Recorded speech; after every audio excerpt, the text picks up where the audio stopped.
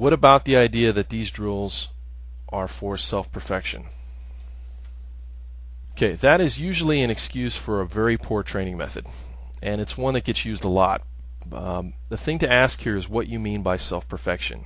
If that term's left undescribed, then the idea itself is absolutely meaningless. So it's important to ask for a description on what you mean by self-perfection.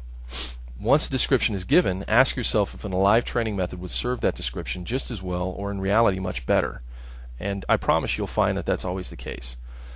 Remember, for something to be used for self-improvement, it first has to be true, it has to be real, and it has to be authentic. If you're looking for real methods of self-perfection, then you'll find them in alive training, in athletics. One of my great heroes, and the late great Joseph Campbell, stated it very clearly. He said the only peak experience he had ever realized came as a result of athletics. Don't they throw away a self-perfection or spiritual side when all you do is focus on alive training? No. You don't throw away the self-perfection or the quote-unquote spiritual side when you train alive. In fact, that's backwards. In reality, the opposite is true. And there's so much evidence to point to that fact. There's a lot of writing and material people can look up and go into in regards how not just fighting, but any functional athletic training can really serve as a deep and meaningful vehicle for self-actualization, for realization, for meditation, concentration, for all the... What we're talking about is a change of consciousness. And sports is one of the best physical ways to engage in that activity. And that's just a fact. And what makes it that way is the alive aspect of it.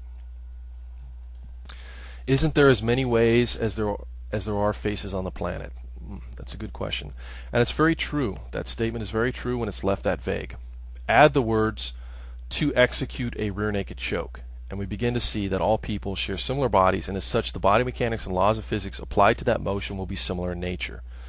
So when you leave the statement that vague, isn't there as many ways as there are faces on the planet? Yes. But as soon as you say, isn't there as many ways to build a bridge as there are faces on the planet, the answer is no. There are proper ways to build a bridge. That's why we have engineers that go to school. I wouldn't want to drive over a bridge that wasn't built by an engineer that really knew his math and knew those principles. I sure wouldn't want my kids to drive over it. So those kind of truisms, which are meant to apply to the absolute, once they're brought down to a smaller objective level, dealing with reality, they completely fall apart. What is the secret to aliveness? What is aliveness really about? In the end,